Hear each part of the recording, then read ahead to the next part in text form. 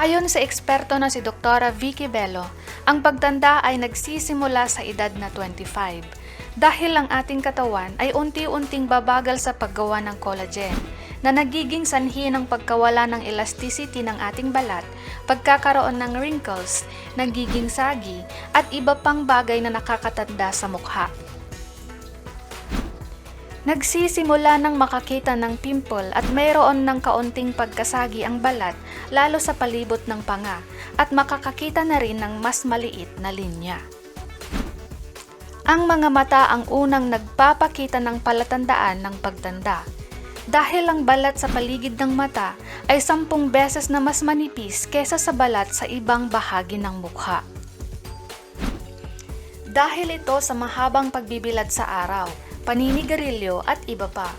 Ang balat sa paligid ng mata ay talagang napakasensitibo na ang simpleng pagkusot tuwing gigising sa umaga ay maaaring maging sanhi ng pagsabog ng mga daluyan ng dugo. Hindi lang nito pinapaitim ang paligid ng mga mata at namumugto, pinapataas din nito ang posibilidad ng maagang pagtanda. Ang matagal na pagkaharap sa computer screen ay isa pang dahilan ng pagtanda. Natutuyo ang mata sa tagal ng hindi pagkurap, sumasakit, nagiging iritado, nagkakaroon ng headache at pagkahilo. Para ito'y malabanan, kailangan na ipahinga ang mata kada 5 minuto o gumamit ng mahuhusay na anti-glare screen filters na nabibili sa mga tech stores na makakatulong upang hindi matuyo ang mga mata. Isang ginagawa ng tao na sinabi ni Dr. Vicky Bello na ikinagulo ng karamihan ay ang iwasan ang paggamit ng moisturizer sa mukha. Dahil lumalambot lang daw ang balat pero wala talaga itong epekto sa mukha. Habang tumatanda ang mukha ay bumabagal ang turnover rate ng mga cells sa balat dahil mas matagal nang palitan ng katawan ng bago ang mga lumang balat.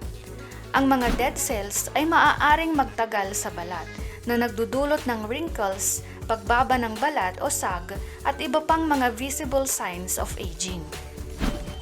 Ang mabagal na pag-alis ng dead skin cells ay nagpapadali sa bakterya na maiipon sa ibabaw ng layer ng balat na nagre-resulta ng blemishes, hyperpigmentation at discoloration.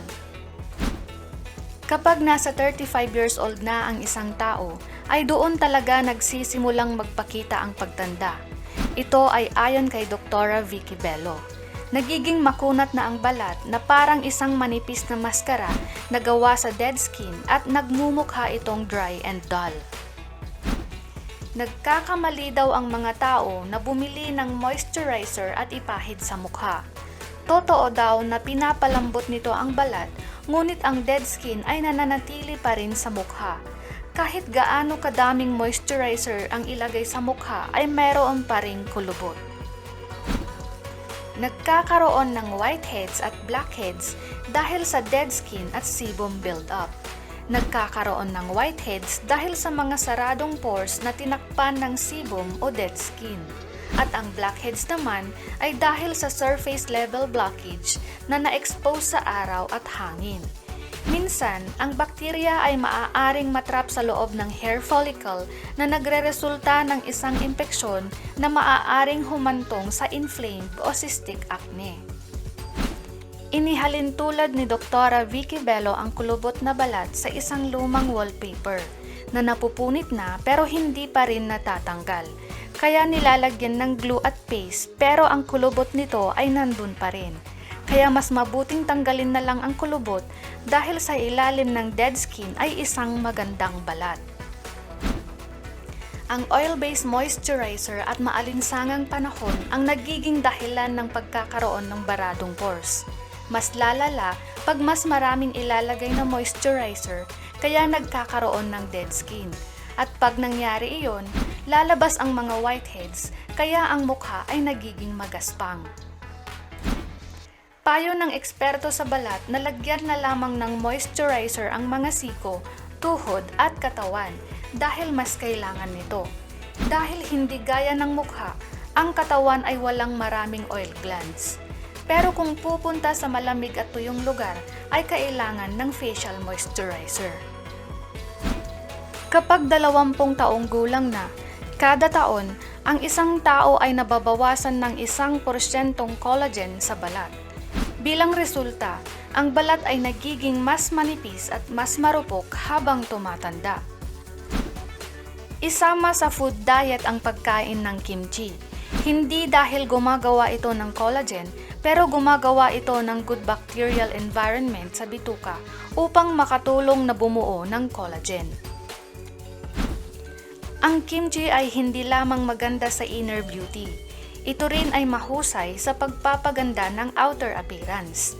Dahil ang selenium na makikita sa bawang sa kimchi ang nagpapanatili ng malusog na balat at buhok. Ang pagkain ng kimchi ay makakatulong na maiwasan ang wrinkles sa katagalan. Lahat ng fermented food ay maganda sa balat. Mainam ito sa pagpapanatili ng malusog na balat dahil nagbibigay sila ng nutrisyon sa pamamagitan ng maingat na pagpili at kombinasyon ng mga organic na pagkain, probiotics at cell wall material. Samahan ng omega-3 fatty acid at omega-6. Kaya ang dapat ay ang mga cold water fishes. Hindi pwede ang bangus at lapu-lapu. Tuna dapat at salmon. Dahil mayroon itong omega-3 fatty acids na nagre-reduce ng inflammation na maaaring makatulong na panatilihing moisturize ang balat. Ang pag-inom ng tubig ay napaka-importante sa balat. Ito ang pinakamurang paraan ng pagpapanatili ng malusog na katawan. Uminom ng 10 baso ng tubig araw-araw dahil pinapanatili ng tubig na hydrated at fresh ang katawan at nakakatulong na mapanatili ang elasticity ng balat. Ang mga taong umiinom ng maraming tubig ay hindi gaanong nagdudusa sa mga peklat, wrinkles, soft lines at hindi nito pinapakita ang maraming senyales ng pagtanda kesa sa mga taong hindi gaanong umiinom ng maraming tubig. Matulog ng maaga sa tamang oras. Ito ang binabaliwalang habit ng karamihan. Ang pagtulog ng maaga ang nagpapanatili ng pagiging bata. Ang katawan mismo ang nag-aayos at nagpapagaling sa sarili habang natutulog na nagbibigay ng maraming benepisyo sa itsura ng tao.